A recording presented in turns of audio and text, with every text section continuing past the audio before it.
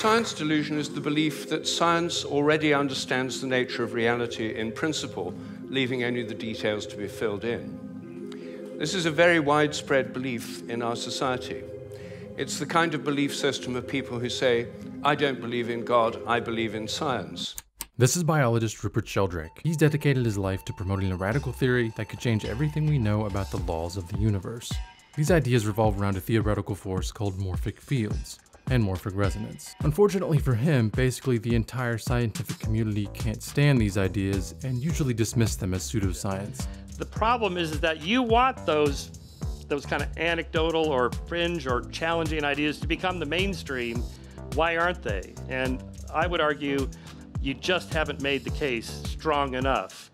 In response, Sheldrake argues that the reluctance to consider unconventional ideas has basically turned the modern scientific establishment into something of a religion that scientists blindly follow, with its unquestionable doctrine. So what exactly are morphic fields, and is Rupert Sheldrake right?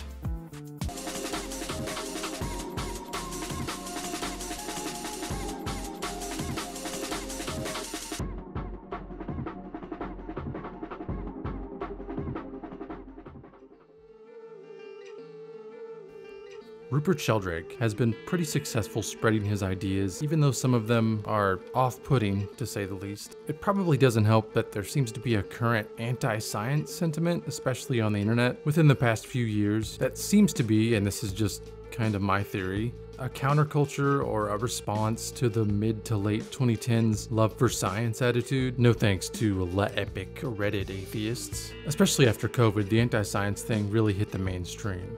So I guess it's not surprising to see an unusual idea like morphic fields gain popularity. To be clear though, I respect Sheldrake and his willingness to think outside the box, but he hasn't convinced me of anything yet. The reason some people are willing to listen to Sheldrake is because he's actually a highly accomplished scientist. This isn't some random guy on the internet just trying to sell you something, although he may be trying to do that too. Born in England in 1942, Sheldrake would eventually become interested in biology and study natural science at Cambridge, where he earned a bachelor's and then later obtained a PhD. Eventually he would move to India. This was in the mid to late 70s. It was during his time there that he would start to open up his mind a little bit to the more Eastern spirituality school of thought. This would eventually lead him to challenge traditional Western science and the scientific establishment in general, accusing it of being closed-minded. He believes academia has become as dogmatic as a religion, and he names 10 dogmas of science as he sees them. So basically he thinks scientists will never concede on these 10 ideas. He writes about these in his book, The Science Delusion. Uh-oh, see what he did? The God delusion? More like the science delusion. Got him. Got his ass.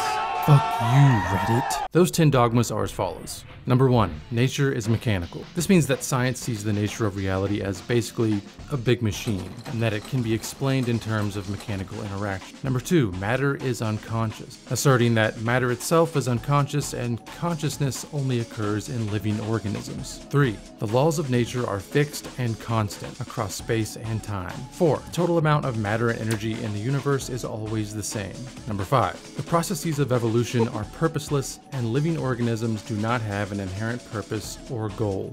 Number 6, all biological inheritance is material. According to this dogma, DNA alone is responsible for the inheritance of biological traits. 7, memories are stored inside the brain as material traces, as physical imprints. Number 8, the mind is confined to the brain. This assumes that the mind and consciousness are localized within the brain and can't exist anywhere else. Number 9, psychic phenomena are illusory. This dogma dismisses the possibility of psychic phenomena, such as telepathy or precognition, as just illusions. And number 10, mechanistic medicine is the only kind that works. During his studies, Sheldrake started to look for answers that, as far as he could tell, science couldn't give him. One of his big contentions is that DNA can't explain the entire process of morphogenesis, that is, how organisms grow and form into what they are. For example, how do a bunch of cells form themselves into an elephant fetus and then eventually know how to grow into an adult elephant, but no further, and not only grow into an elephant, but also behave as an elephant? Sheldrake says DNA alone can't explain this and believes there must be some other force at work. He theorizes that this force could be morphic fields. In an article on his website, he writes, "Over the course of 15 years of research on plant development, I came to the conclusion that for understanding the development of plants, their morphogenesis, genes and gene products are not enough. Morphogenesis also depends on organizing fields. The same arguments apply to the development of animals." He believes that morphic fields may determine the development of organisms, and that morphic resonance is something that exists within these fields. This morphic resonance is something of a collective memory, shared by all things, and it determines stuff like animal behavior.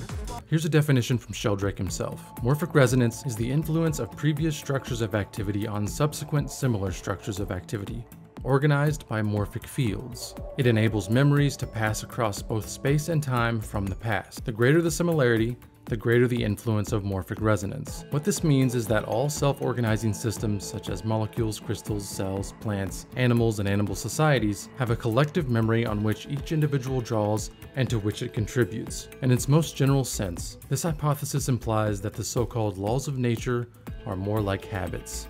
So going back to our elephant example, the morphic field is what would guide a bunch of cells to grow into and behave like an elephant, and the morphic resonance is the collective memory that allows all past elephants to inform this elephant how to best grow and behave like an elephant.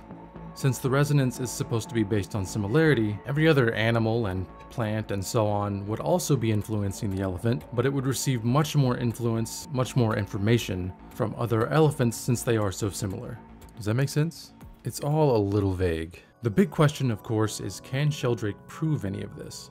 One of the reasons other scientists dismiss so many of his claims is due to his lack of peer-reviewed studies. He has undertaken experiments in an attempt to validate these theories, but pretty much only written about them in his books or on his website. One of his most popular studies, featuring a dog named JT, attempts to prove the existence of basically telepathy through morphic resonance. The idea was to see if JT would be able to tell when his owner was on her way home. So in this test, what they wanted to see was this dog, JT, go to the window within 10 minutes of his owner starting her trip home. And they did control for different things, like they would have her stay out for different amounts of time, come home at different times. They even did things like have her come home on a bike just in case JT was hearing the car. Sheldrake claims that the dog was at the window for an average of 55% of the time during the first 10 minutes of his owner's return journey, as opposed to 4% of the time during the main period of absence. And again, he talks about this in his books and on his website, but when it comes to peer-reviewed studies, he doesn't have much to show for. Psychologist Richard Wiseman attempted to recreate Sheldrake's dog test, doing everything that Sheldrake did down to using the exact same dog.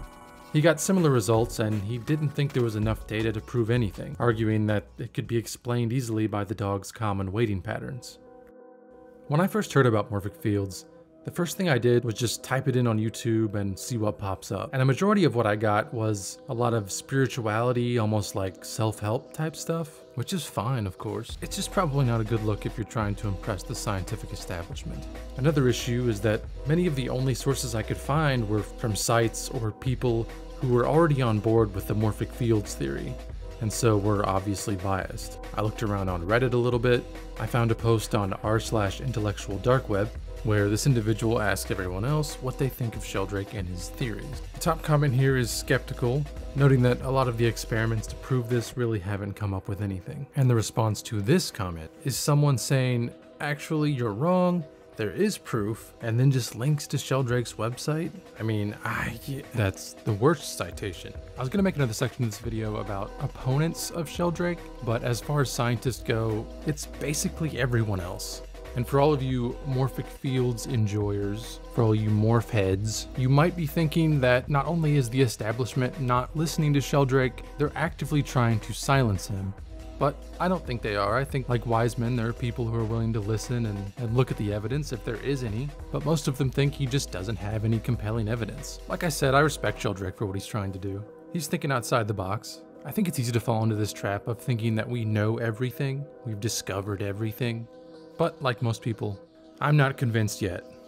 In an article about Sheldrake, journalist Sam Wolf wrote, "The irony of Sheldrake's attack on science is that he fails to subject his own assumptions to the same open-mindedness and critical thinking that he accuses scientists of lacking.